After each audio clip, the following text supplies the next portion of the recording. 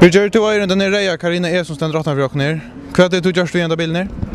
Ja, börjar vi att köpa en ta var inte just igen så har vi så just kuffingar nattan och just hjälmen så har jag köpt kuffingar framman och gottnar och ja, så har jag så köpt mycket likter och ja, struts.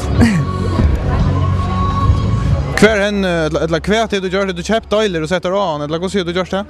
Ja, kuffingar framman och gottnar där har vi så köpt. Kuffingar nattan han så handgör och hjälmen han så handgör så ja. Så är det något handgjort arbete för ju. Kvar du gör det där hemma i källaren så där själv eller vad du gör det där?